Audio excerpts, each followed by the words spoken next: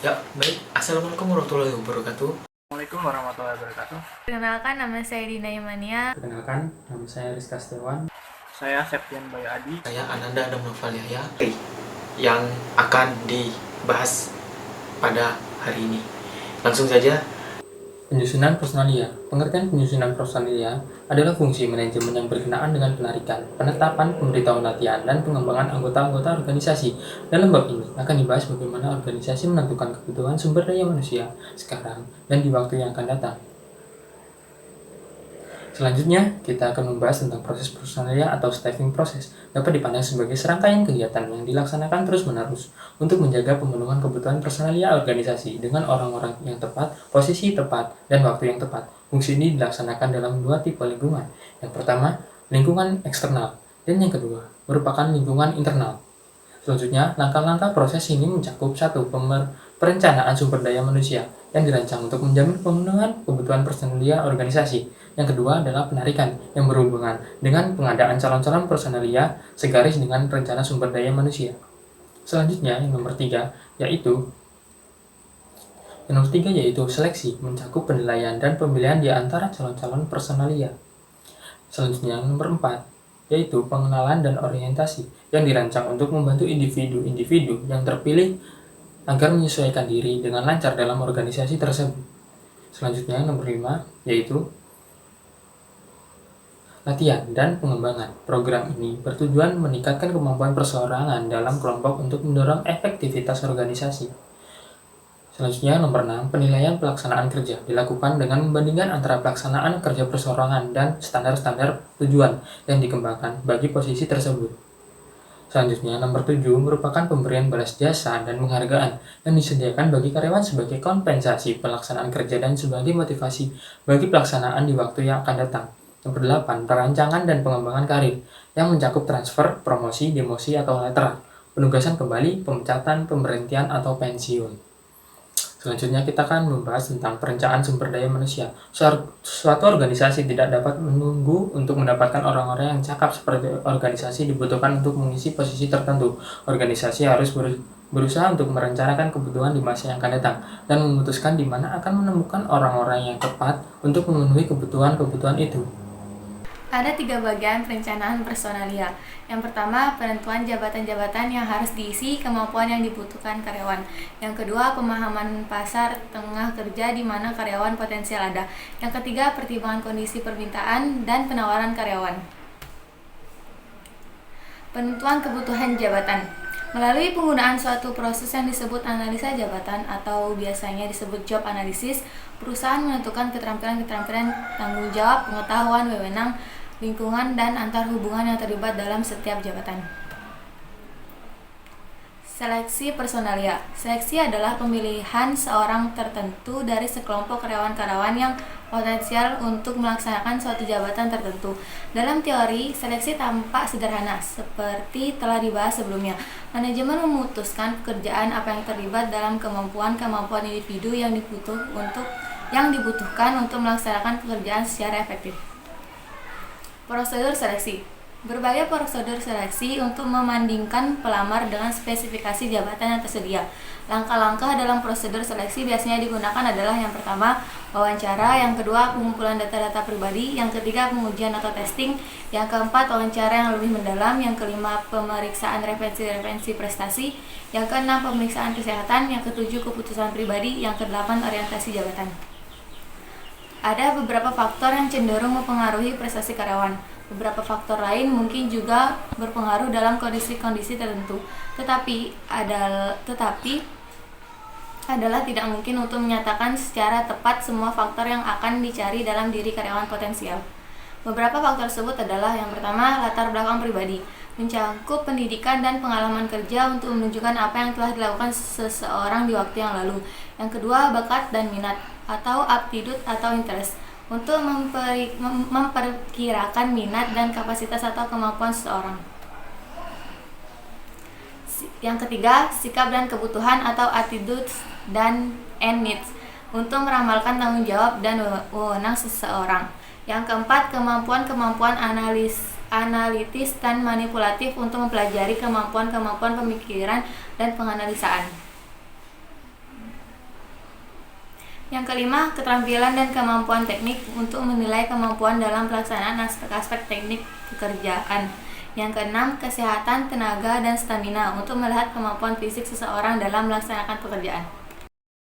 Orientasi karyawan baru. Setelah diseleksi, karyawan ditempatkan pada suatu pekerjaan dan diperkenalkan pada suatu organisasi melalui berbagai bentuk orientasi, tahap orientasi, dan kadang-kadang dikenal juga sebagai tahap induksi. Nah, jadi di tahap induksi itu memperkenalkan karyawan baru kepada sebuah perusahaan atau sebuah bisnis dengan cara orientasi. Jadi bukan cuma karyawan aja, jadi ada mahasiswa yang orientasi, anak sekolahan, dan sebagaimana semestinya. Itu orientasi berguna untuk memperkenalkan hal yang baru atau sebuah dari kondisi yang baru. Dan setelah itu, proses ini merupakan proses yang penting karena suatu pekerjaan baru adalah sulit dan menyebabkan frustasi bagi karyawan baru. Dan karyawan baru tersebut mungkin memenuhi syarat bagi suatu pekerjaan atau jabatan, tetapi situasi baru adalah berbeda dan asing, serta proses orientasi yang jelek dapat memadamkan antusiasme dan usaha mulai dari permulaan. Dan kita bisa dilihat yang berikut. Dan slide kedua, karyawan-karyawan baru biasanya telah mempunyai pendidikan dan latihan dasar yang dibutuhkan. Tujuan latihan dan pengembangan karyawan adalah untuk memperbaiki efektivitas kerja karyawan dalam mencapai hasil-hasil kerja yang telah ditetapkan, sebagaimana bagian-bagian atau deskripsi seperti berikut.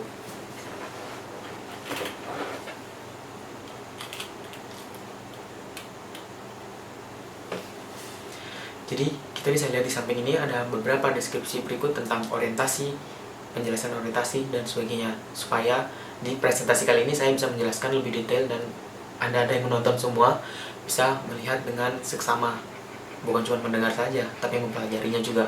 Lanjut. Yang kedua, metode latihan dan pengembangan.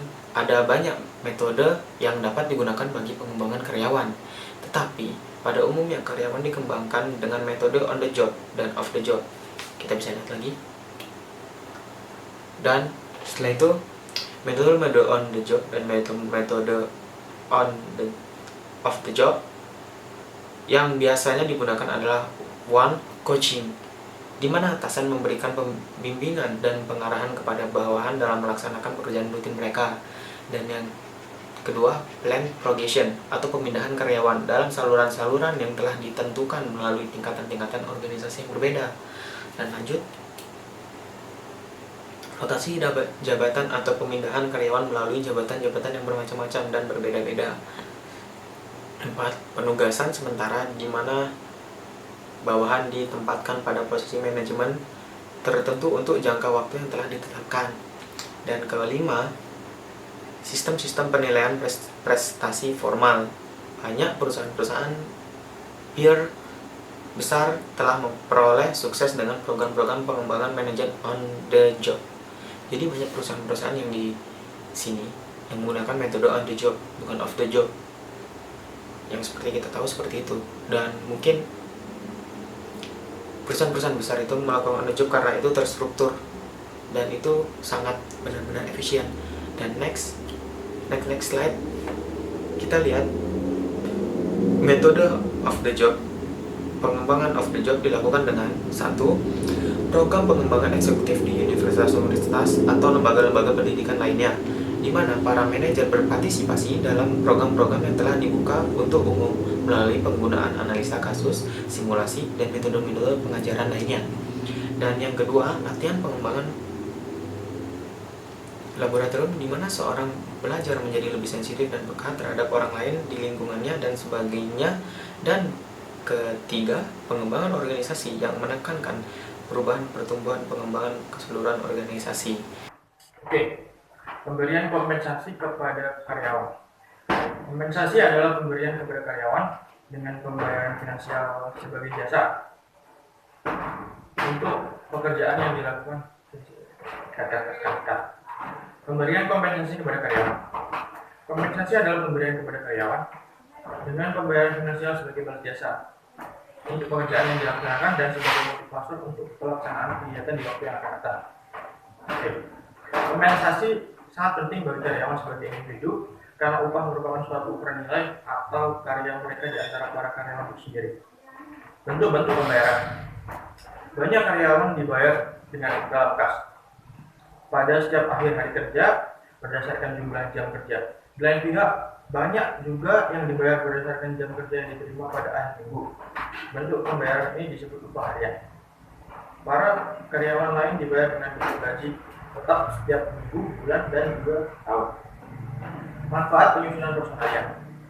Secara lebih luas, bahwa manajemen personal yang baik akan menghasilkan beberapa manfaat sebagai berikut. Oke. 1. Dapat memperbaiki pemanfaatan sumber daya manusia. Bisa menyesuaikan aktivitas sumber daya manusia dan kebutuhan di masa secara efisien. Mampu meningkatkan efektivitas dan efisiensi penyalahgunaan SDM. Mampu meningkatkan efisiensi dalam menarik pegawai baru. Dapat melengkapi informasi sumber daya manusia yang dapat membantu kegiatan sumber daya manusia dan unit organisasi lainnya. Oke, penentuan kompensasi. Kebijaksanaan dan praktik manajemen ditentukan oleh interaksi dari 3 faktor berikut. 1. Kesediaan membayar. 2. Kemampuan membayar. Dan juga 3. Persyaratan pembayaran. Oke. Pemeliharaan kesehatan dan keamanan. Bidang manajemen yang semakin penting adalah pemeliharaan kesehatan dan keamanan karyawan. Berusaha memperhatikan hal ini untuk memberikan kepada karyawan kondisi kerja yang lebih sehat dan aman serta menjadi bertanggung jawab atas kegiatan-kegiatan tersebut, terutama bagi perusahaan-perusahaan yang mengalami kecelakaan yang sangat tinggi. Tujuan penyusunan personalia. Tujuan dari penyusunan personalia berhubungan dengan tujuan perusahaan dengan secara umum. Hal tersebut disebabkan karena manajemen perusahaan ini berusaha untuk dapat menimbulkan efisiensi di dalam bidang tenaga kerja, ialah sebagai efisiensi, keuntungan serta kontinuitas. Tujuan manajemen personal terdapat 2 macam, yaitu 1. Production minded, efisiensi dan daya guna. 2. People minded, kerjasama. Jadi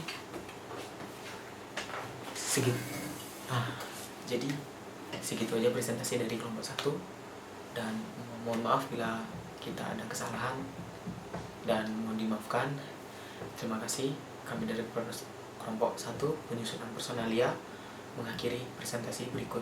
Sekian dan terima kasih. Jangan lupa subscribe, like, dan komen, dan berikan saran-sarannya. Dan semua nama-nama ada di bawah sini.